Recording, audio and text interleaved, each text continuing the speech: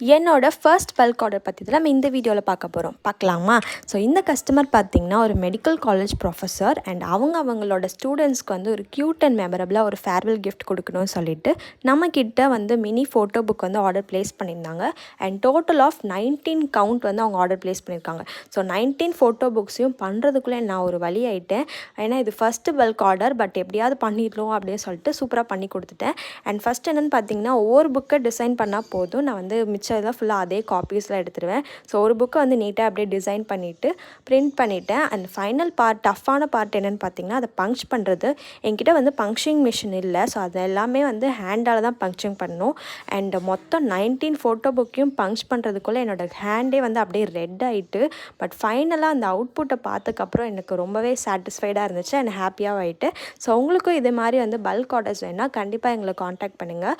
என்னோடய WhatsApp number கீழே டிஸ்கிரிப்ஷனில் கொடுத்துருக்கேன். டாடா.